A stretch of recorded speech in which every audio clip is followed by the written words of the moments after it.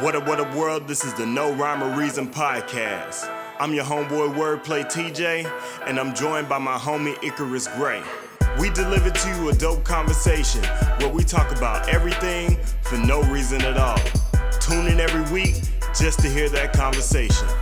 And without any further delay, this is the No Rhyme or Reason podcast.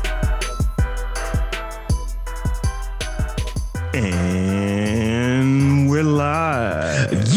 Yeah. What's up, people? It's your boy, Icarus Gray. And it's your homeboy Wordplay TJ. I was a little dumbfounded by that voice. And this is the No Rhyme or Reason podcast, where we talk about everything. Everything for no reason at all. Welcome, people, to an amazing, bountiful episode of the No Rhyme or Reason podcast. The bounty. A cornucopia of excellence. Oh, it's excellent. A harvesting of great ideas. Oh, the harvest is all over the table. We're black, and it isn't Friday.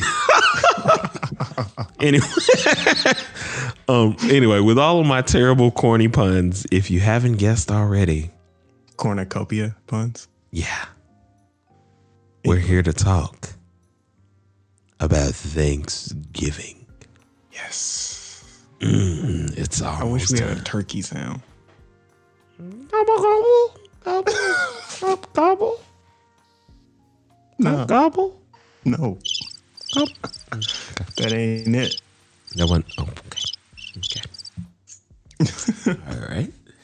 But nonetheless, we're excited to talk about Thanksgiving traditions. Yeah. And I think you were going to head this episode because I do have something that I almost took over because I do have something that I did want to ask you about these We'll talk Thanksgiving about traditions. whatever, but I want to start with the potluck do's and don'ts. Oh, Thanksgiving.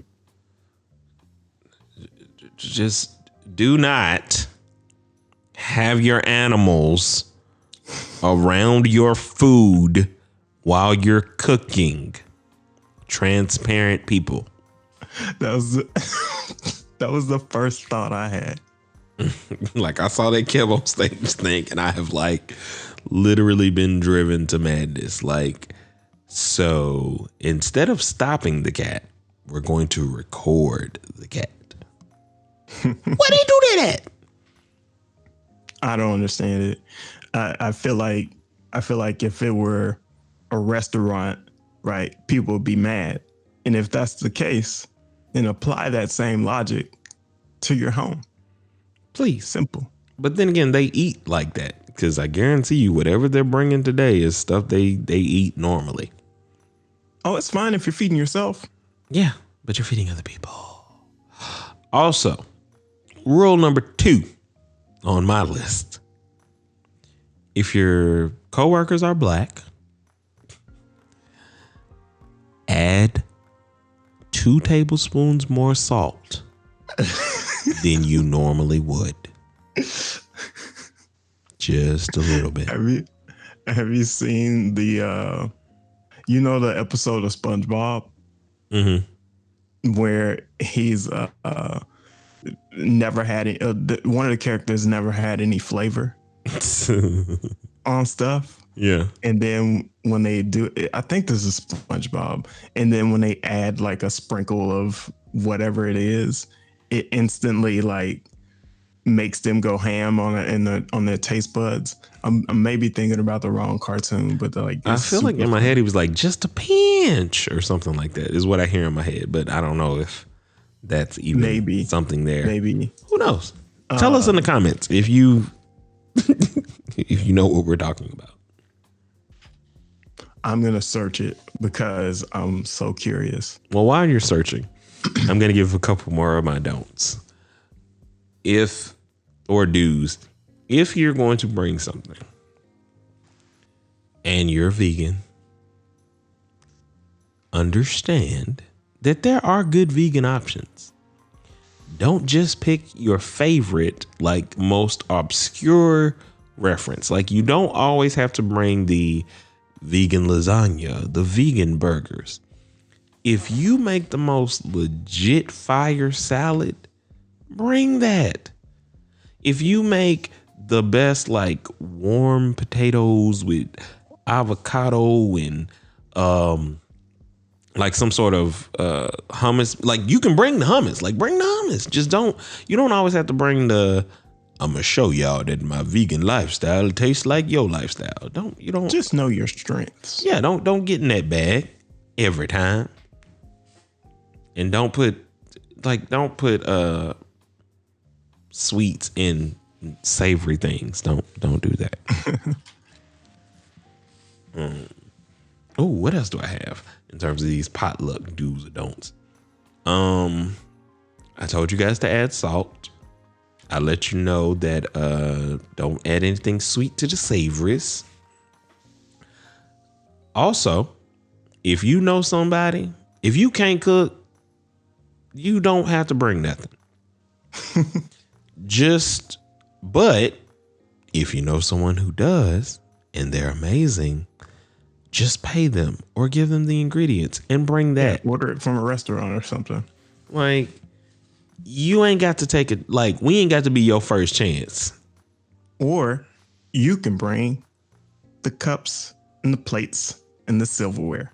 Thank you. Also, just as a rule of thumb, if you're bringing the cups, the plates, and the silverware, it's for one of two reasons. One, we never expect you to show up on time. Two, you can't cook. It's one of two. It's one of two. Like, or like nobody expects you to kind of be there, so they ask you to get the thing that they could possibly go and get themselves. So just know. Now you know. What else? Potluck do's and don'ts. If it is your first time cooking and you do want to go ahead and bring something, here's my recommendation. Taste it at every point of cooking. Every point. Taste it. Make sure you gotta you do what you need to do. Anyway, hold on 1 second, guys. We'll be right back. We back. Potluck do's and don'ts. Yeah. You know what's funny about doing that you said got captured, but yeah. What's funny about this is like, so I listen to the Joe Budden podcast all the time. And like, there are all these things that you never notice until people say things. So like, we had a quick little something happen or whatever. And so we had to pause and we're coming back to the conversation. It wasn't like it was like 30 minutes or 45 minutes or something. But, you know, when they go off and they'll like eat or have food ordered and you can't, like, I could never hear that initially. But now that I can, and now that we've kind of done it, it's funny to me. It's just one of those weird things of like the podcasting world, which is like, we're seamless as far as you know. But anyway. Yeah. That's kind of the element of, what is it? Making the sausage, I guess. Is that a thing? Is that the word? But yes. It's how the sausage is made. Yeah. Yeah. Sausage is made. Don't nobody need to know. Hold on 1 second. You keep talking. What? You keep talking. I'm almost there. Oh, hold on. I don't even know what I want to talk about. I honestly don't. This potluck thing, even though it was a really good idea at first, at this point, it's not as good of an idea, honestly, because there's only so many like things you could say about the potluck that you shouldn't do. We love the potluck. I know you can hear the music in the background. It's once again time for sexy Icarus to make a transition from potlucks into Thanksgiving traditions. Just listen. Pay attention. We're listening. If you're at a potluck, don't get stuck throwing up. If you can't cook, know it is not to you that we look for nothing other than things to eat with. I couldn't find a word to rhyme, but I kept it smooth as a saxophone on a fall day. Now what we're about to do is transition into talking about Thanksgiving traditions.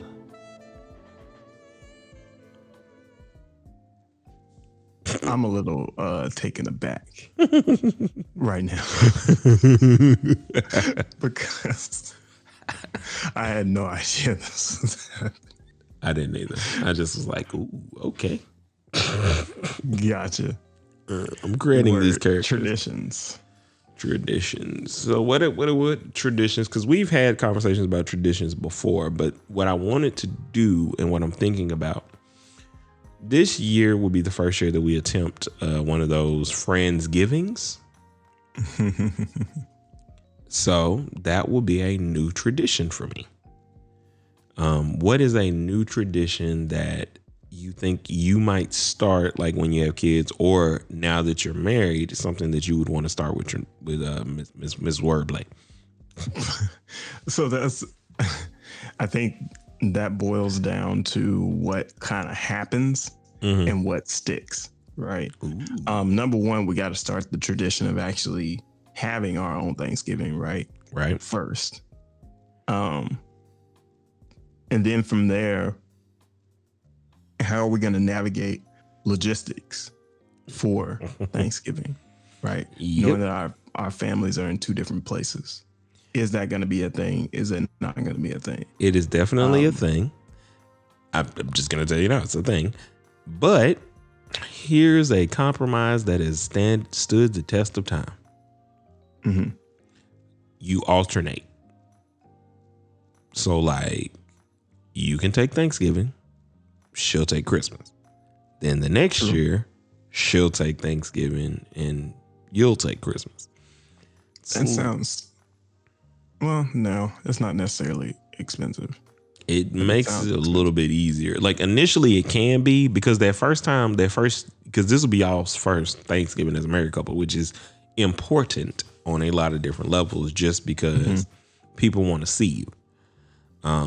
They want you to be like, hey, welcome to the family. This is the welcome the family months in marriage, which is why I think if I could do it all over again, I might have chosen spring, just to give me a little bit of time before like we had to like rush into it. Yeah, everything's kind of smashed in one time a year. Yeah. So, but none gives you all year to save. Yeah. And you like gotta see all these people because they want to see you. They want to embrace you or size you up, whatever they want to do. Size you up. Listen, man, you haven't encountered it yet, but there's somebody, or I don't know if you've encountered it yet, I'll say, but there's somebody that is waiting to size you up. Well, you know how I feel about that. Like, I don't Same here. Like, not only do I not care, I'm slightly rebellious about it. Like, and I try not to be, because it's just like, I get it. This person is important to you, and you want to make sure that I know that you'll mess me up if I mess her up. But like, Anyway, I love her. I've had those interactions. I'll just put it simple. And in those times I've been myself. And so that usually diffuses the situation. Yeah. And normally they're like, oh, okay, I know you got this. Yeah. Oh yeah. So like, I normally sit there and like, I try to fight the urge to give my resume of how I've handled these things even before I was supposed to be handling these things. But like, anyway, that's way off track. Point being, y'all can split between the holidays, and it gives you time to kind of like, okay, so you don't have to create this disappointment or this expectation. You already know, like, okay, well, this year I get to do this with them, and then it kind of allows you to be a little bit more creative. So like, okay, I'm only going to see my family around Thanksgiving. Can I go ahead and do a couple things here that are Christmas based or whatever? Or can we, like, this year, let's see if everybody wants to go on a cruise or wants to meet up here or do something different where we can spend time. Like, it gets you into a different bag in building those traditions. But I'm hyped. Yeah, that's where I'm thinking about right now is like, what are the granular parts of the traditions? So what are we going to do as far as like who cooks what, right? I know for sure that that's a good one. at my house, yeah, I would like to do the turkey. I don't know about anybody else's house, right? Yeah, because that's a lot of work. But for me and my family, like, I would happily do that, right? Because it's not a chore anymore, right? It's providing something for them. This is what I want to do, because I'm on talking about food always gets me here, as people should have heard and or seen, because I did do culinary school for a while. Let's describe or give the perfect scenario of the tradition. So like, if you could have it your way, like money isn't an object, people will be able to fly in, there won't be inclement weather or anything like that. You're starting out, you want the turkey there at your house. Is there anything else that you want, and what would you like have people bring, kind of thing? Yeah, that's the hard part though. I don't know if I have an answer for that, right? Because I don't have an answer for the logistics yet. And that goes down to defining what Thanksgiving looks like to people. Yeah. Because for me, every holiday starts with my house first, right? Okay, now I see. Well, this is why I'm saying you don't have to remove, or you're removing the logistics to just give your ideal. So your mom or brother and everybody else can just fly in. This is in this scenario. Gotcha. So you're creating it from that standpoint. Like, you don't have to worry about the logistics. Everything is taken care of. So like, you take care of the turkey. Like, would you want your grandma to do this, your mom to make that exquisite chocolate cake? Yeah, I would believe that it would be at my house, right? Okay. And then from there, like, I would make a certain thing, she would make a certain thing, and then the people that are coming in to join us will make a certain thing. And so beforehand, we have to gather all the ingredients, right? Mm-hmm. Decoupage, and I know some words, and and then bring it home, right? And at that point, everybody has their own task, and we delegate. Now we have this is the best case scenario, right? So we're not even concerned about space. So that's what it is. It's a delegation of who does the thing the best. Just like back at your potluck part of the conversation. It's like, what do you do best? Bring that to the table. I got one. So here are the essential things that have to be on Joe's Thanksgiving table, or that I have to eat. First of all, barbecue turkey. My grandmother makes a mean barbecue turkey. I have to have it. Second thing, dressing. Not stuffing. I don't know what the hell that is. Dressing. With turkey in it. Like, I don't want your dressing that you got to drown in cranberry sauce. No. I want the one with the turkey in it where it's still moist, flavorful, and delicious. Next. Gosh, it's making me hungry. Next. Macaroni and cheese. And not the macaroni and cheese that if somehow you left it out, it's gonna like dry up. I'm talking about the creamy macaroni and cheese that you might have used a cup of half and half or something in your cheese mixture that makes it just perfectly moist. I keep using this word, but that's the only word I know how to use. It should be creamy, right? It's got to be creamy. Loses that moisture doesn't dry up, right? It doesn't evaporate. Doesn't evaporate. You don't. I hate the ones where like basically the top half of the macaroni and cheese is gonna be either burnt, not really good, or just stiff. Like when you put your spoon in the macaroni and cheese, it need to make that sound. Y'all know what sound I'm talking about. The sound that if you just heard it, you know, you might have some reservations about what it is you're hearing. You know, mac and cheese sound, right? Yep. Yeah. Mac and cheese.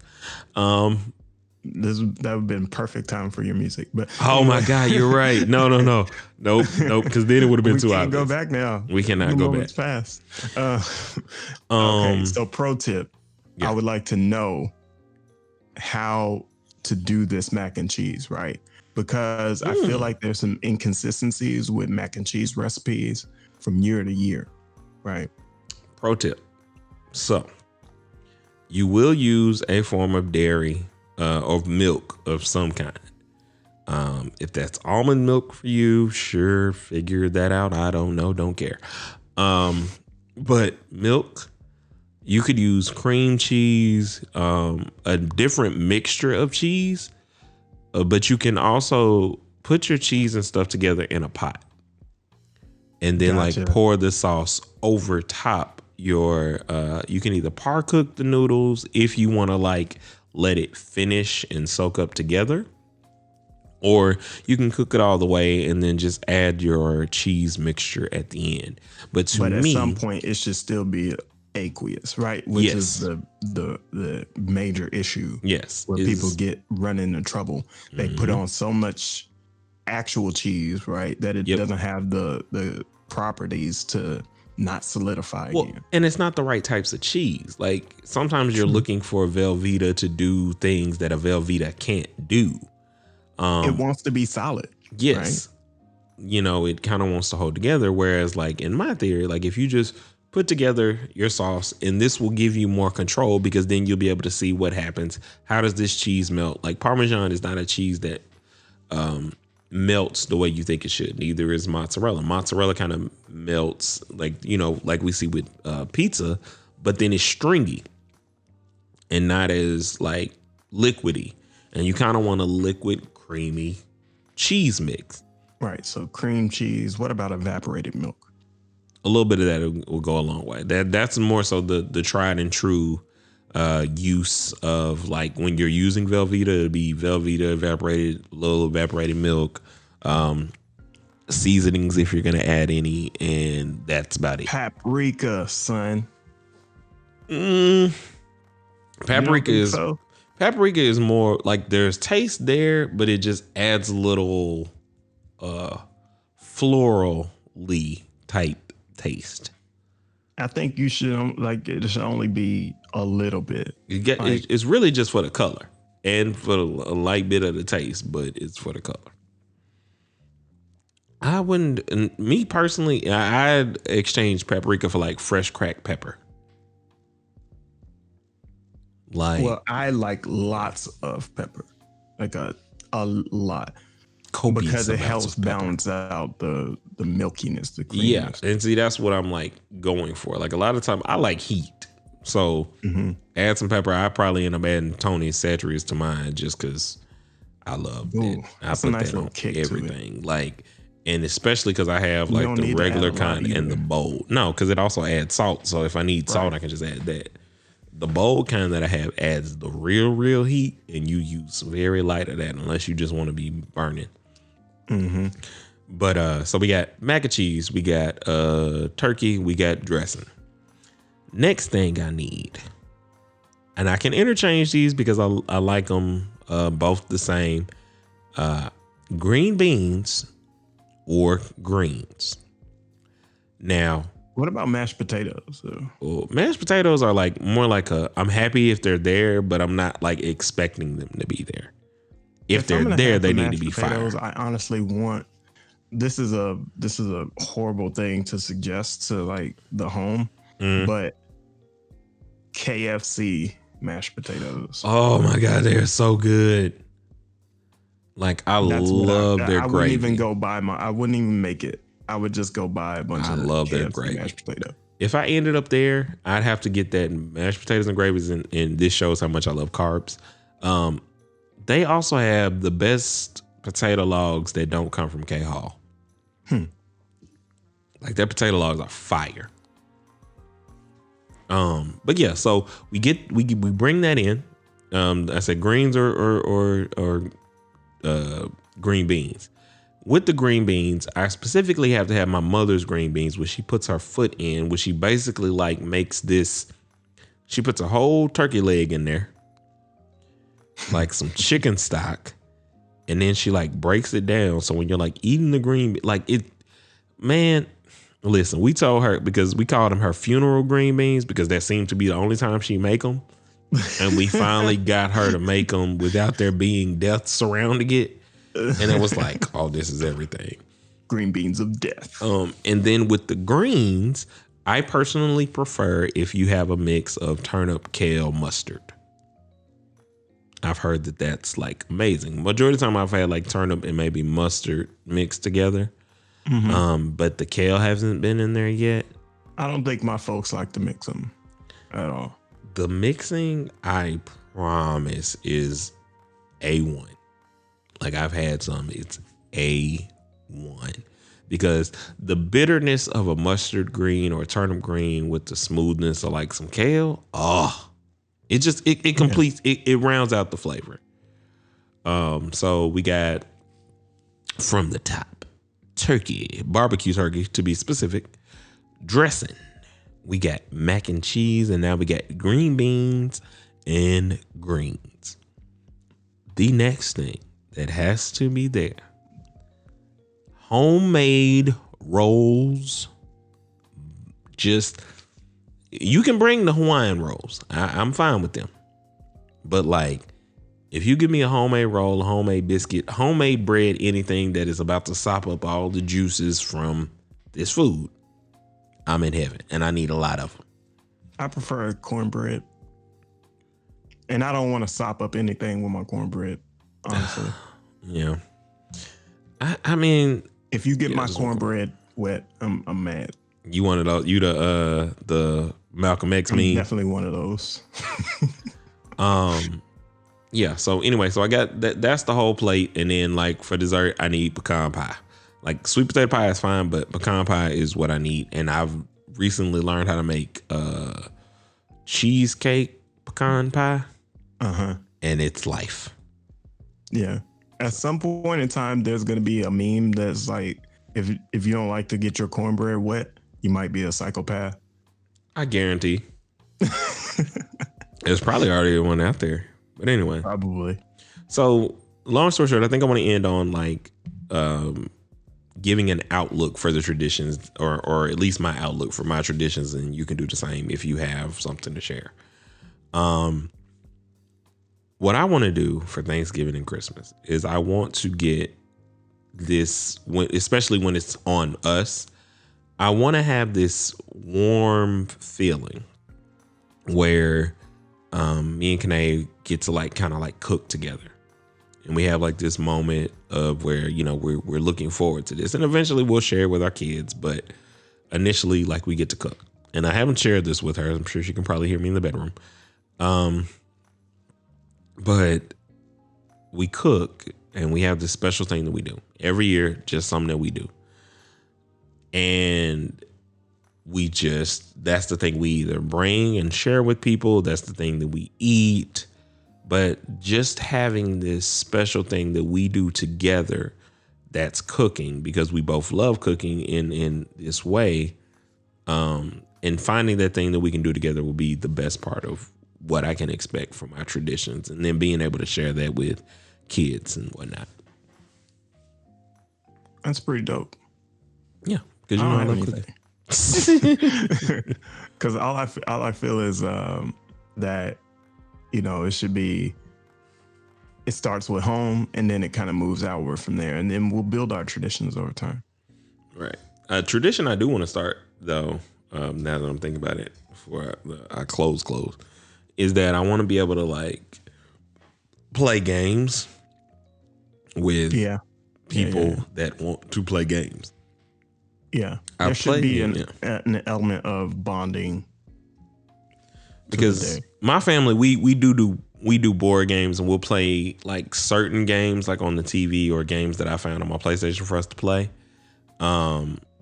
But we don't necessarily dive into like the games that I kind of like or whatever. But anyway, that's for another time. Anyway, when you listen to this episode, I hope you're having an amazing Thanksgiving. From the No Rhyme or Reason podcast, it's your boy Icarus Gray. And it's your homeboy Wordplay TJ. Have a happy holiday. Enjoy this episode. Hopefully we are your soundtrack somewhere. And we'll see you guys next week. And it's still fall, people. Stop putting up Christmas stuff in the middle of this month. You're rude. You're disrespectful. It's a one. Thanksgiving ain't happened yet. It ain't. Put up Christmas. That's it, man. Like, just give fall to put some respect on fall name, man. That's all I'm saying. Yeah. Anyway, we'll check you guys next time. A 1 and a 2 and a 3. Peace. Peace.